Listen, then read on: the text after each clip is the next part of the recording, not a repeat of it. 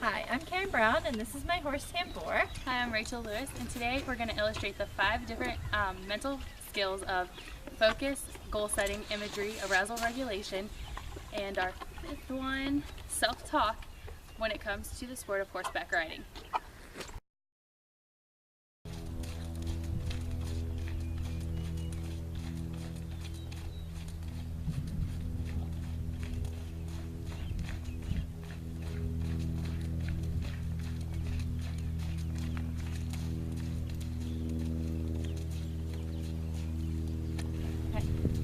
So I really have trouble sometimes when I ride a test.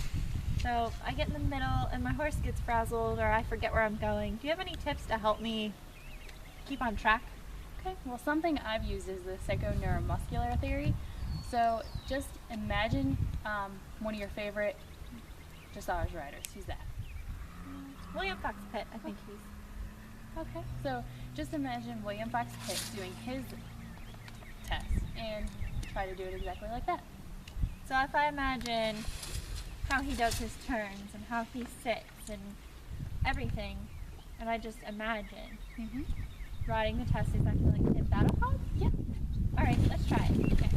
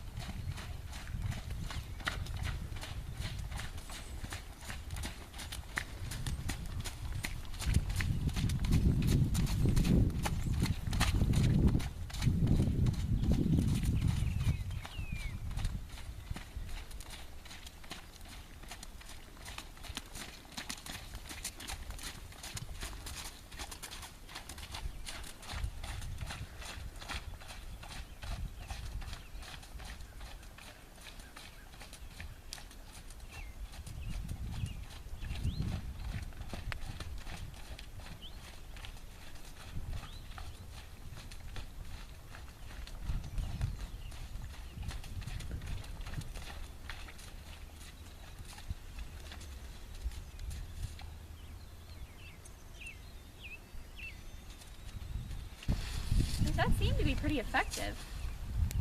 I definitely think that the test got better once I imagined what I wanted it to look like, and I got through the whole test. There you go. So exactly, right before any performance, just imagine the performance that you wish to have and it will help you perform. Thanks. So when I go to competitions, I have a really big problem. I feel like I get really anxious and nervous, and my performance suffers from it sometimes. He doesn't seem to cooperate. It doesn't really work. Do you have any suggestions? That sounds like an arousal regulation problem. What's arousal regulation? Arousal regulation is controlling the body's response to stress, which includes the somatic or controlling your body's physical signs of stress and cognitive systems of controlling your mind's response to stress. Everyone is different, so what your body's optimal arousal level is, you have to come up with on your own. Your own personal techniques will take time to develop, but with practice and thinking about it on a regular basis, you'll get it. Okay, so I should think about, for me, I know being calm helps me with my horse. So I should think about being calm. So just continue being calm and practice being calm. Exactly. And then when I get to a competition, it'll be second nature just to be calm. Exactly. That sounds like a great plan. So how do I know when I'm doing it right? Well, you'll know when you're doing it right when everything seems to just flow and not make you so stressed out. That sounds good. I've been really having trouble with getting my horse ready for this competition, and I feel like I focus too much on the competition itself. Do you have any tips for how to get to a competition? Well, do you have a SMART goal? What's a SMART goal? A SMART goal is something that is specific, measurable, action-oriented, realistic, timely, and self-determined. So you set a short-term and long-term goal so that you can reach them. Okay, so short-term goals. Short-term goals could be me having riding lessons every week and going to little mini competitions leading up to the big competition that I've been working towards, which is July 13th and 14th. And my goal for that was to get better than 6th. Exactly. So just make a goal and make it a SMART goal. So how can we determine if it is a SMART goal? Well, let's see. Is it specific? Yeah, I have a specific event I want to go to. Okay. Is it measurable?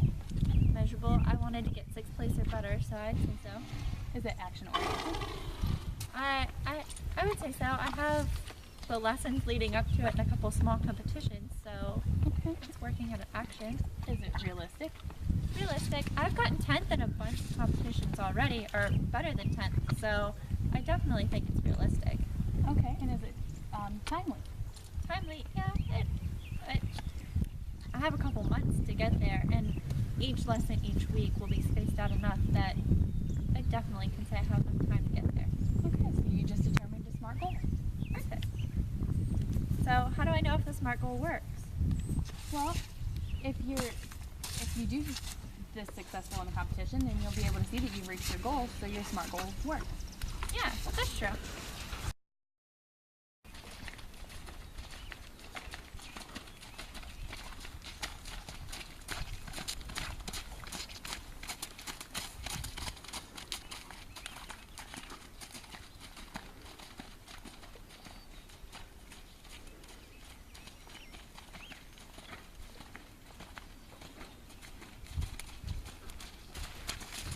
This is just so crappy. It's really crappy. You won't even pay attention while I'm trying to get these.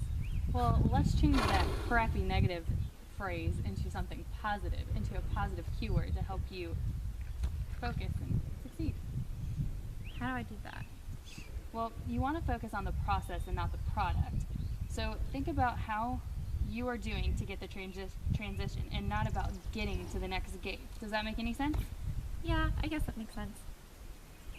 So let's try it. Okay. I'm gonna say leg, hand. Leg, hand. Okay. Okay, I'm gonna try it.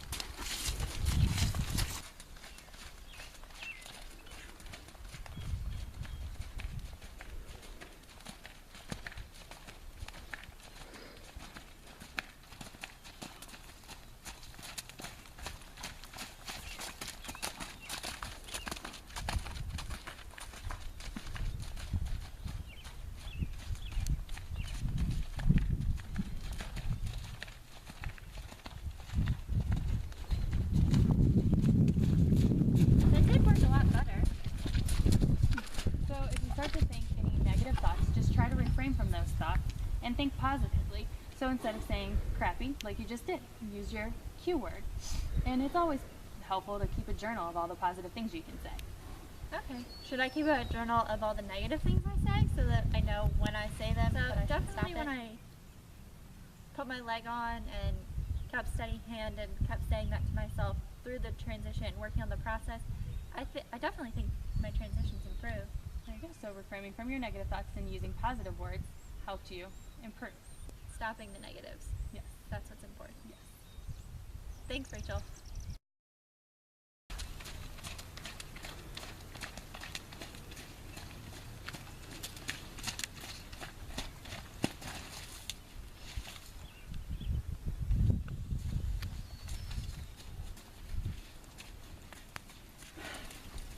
I don't know what happened. I mean, it's like we lost our focus or something. Okay. Well, one strategy you can use to focus is a cue word. So when trying to focus, you could use the word rhythm. Rhythm. Yeah, instead of thinking about my spot, Mm-hmm. I could think rhythm, rhythm, rhythm, rhythm. That should help. Yeah. Okay, I'll go try that. All right.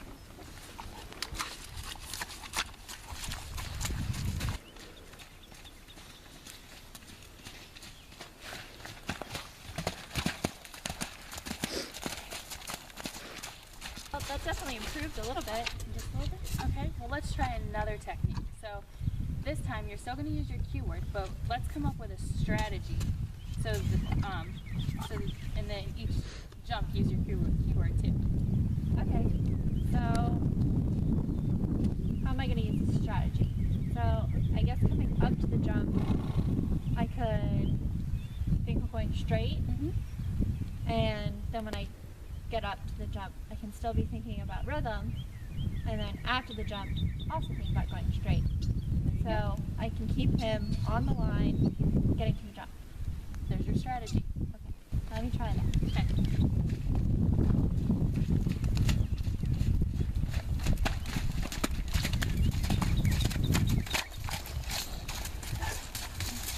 So do you think the strategy thing and keywords could work if I did more than one jump? Yeah, it could. How would I do that? Well, you can still use your same technique and just expand it over the course of the jumps and just repeat it. Okay, well, we'll try that too. Okay.